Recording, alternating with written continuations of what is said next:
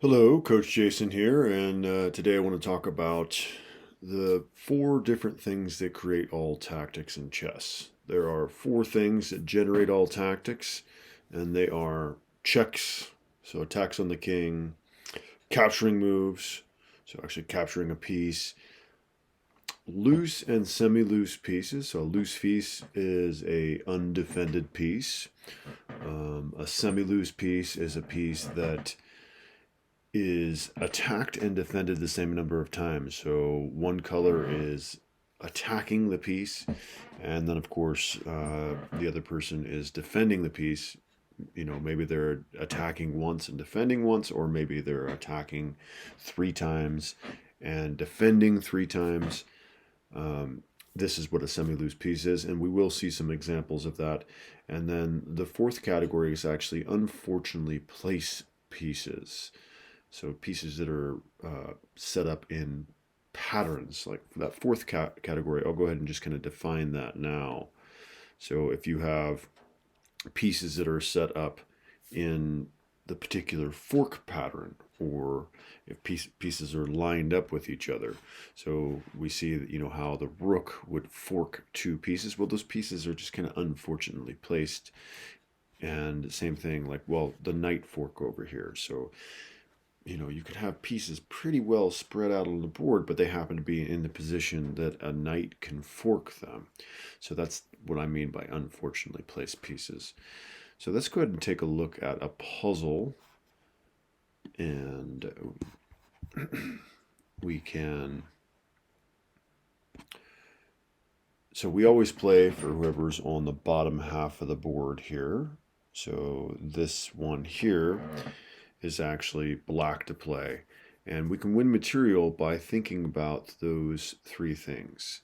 Well, and we can win material actually by thinking about those four things. But this is actually more of a category 1 and category 3. So you can go ahead and pause your video and think about it if you like for a moment.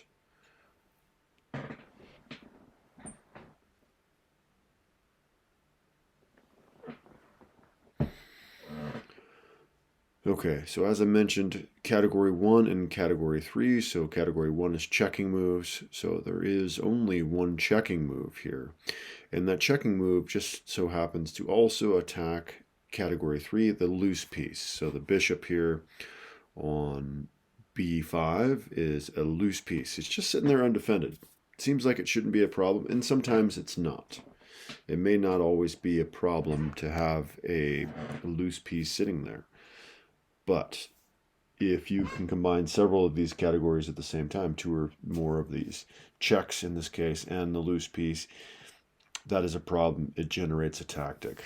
So the queen can move here to a5, checking the king, and they've got to get out of check. That's the rule in chess. You always have to get yourself out of check, and of course the bishop falls. Okay. So another puzzle here. And again, it's white to play. We always play for whatever side is on the bottom half of the board. You see first and second rank on the bottom. White always starts the game on the first and second rank. So we're on the bottom there. And yeah, it's white to play and win material, basically. So you're going to get a advantage in pieces, essentially. So material refers to the pieces.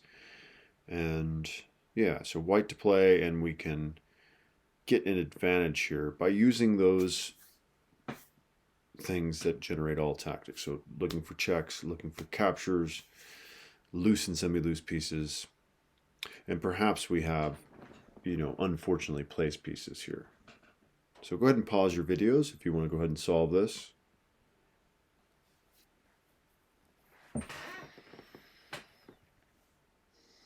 Okay. So this is actually category 2, right? So, well, it's category 1 and 2, really, and actually even 3. It's pretty cool. So let's go ahead and define a semi-loose piece. So checks, captures, loose and semi-loose piece. Well, a semi-loose piece is a piece that is attacked and defended the same number of times. So this rook on c7 is semi-loose because it's attacked by the a7 white rook, and it's defended by the bishop. So that's what a semi-loose piece is. And semi-loose pieces are always interesting because, well, they can also be captured. So, that's another category. You got category 2 and category 3 built into one with the semi-loose piece. The bishop on d8 is also semi-loose. So in a situation like that, you've got to consider your capturing move. So we could capture the bishop, we could capture the rook. And you need to consider in depth from both sides. If I capture this piece, what's the best response my opponent can do? And I think we already gave time to consider this. If you want to pause your video and think about it, maybe this is a second chance. But yeah, so if we capture this rook here, well, the bishop just captures back, and I mean, we have a checking move that we can play. Doesn't look like, so we capture, the bishop captures back. Doesn't look like anything works out here. So you want to actually go through your mind and actually think about, if I play this move, what is the best move my opponent can play, and what does the board look like after that? Well, we should always consider checking moves. This really should be the first move you consider, is just capturing this bishop with check.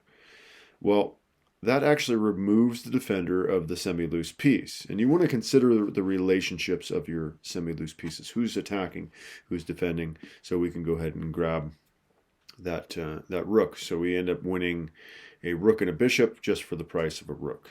And so that's a serious advantage there. Okay.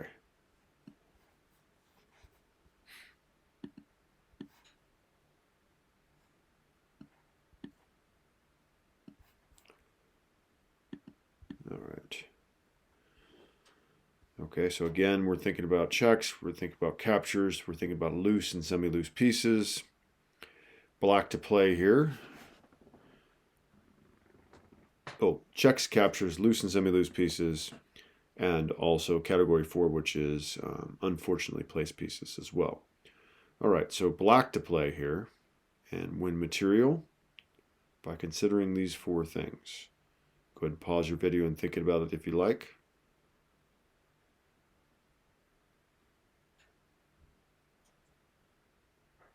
Okay, so I highly recommend always starting with checking moves. So always consider the different checks you can play, no matter how crazy they are. And you really should look for checking moves against yourself as well. Doesn't look like there's any fantastic checks against ourselves here. But there are a couple different moves the queen can make that would put our king in danger. And then our checking moves. So, well, we could push the pawn to a3. That would be a checking move. That would almost remove, well, the knight is well defended. It's defended by the pawn. It's defended by the queen. If the knight wasn't defended by anybody but the king, this would be an effective move. This would drive the king away, and we could win the knight. That's a checking move. We could capture with the queen. That's a checking move. You want to consider those checks no matter how crazy they seem, because sometimes pretty powerful stuff comes out of it. In this case, if you capture the knight, the pawn, the king, or the queen could capture you back. No good. We could capture the pawn with the queen. We could move the queen to h3. We could also move the knight here to f4. And this is actually the correct move here. We actually have an unfortunately placed piece scenario here. So the king and the queen are placed in a knight fork. And the pawn is actually pinned to the king. So the pawn cannot capture the queen because it would put the king in check, and we can go ahead and win this piece for free. So yes, 4 different things generate all tactics. Really, most of it is just 3 things: checks, captures, loose and semi-loose pieces. So a lot of times I don't even talk about the unfortunately placed pieces, but that is another aspect that generates, probably like 5% of tactics are unfortunately placed pieces, and the other 95% is checks, captures, loose and semi-loose pieces. So yeah, okay. Well, thank you for checking out the video. Take care.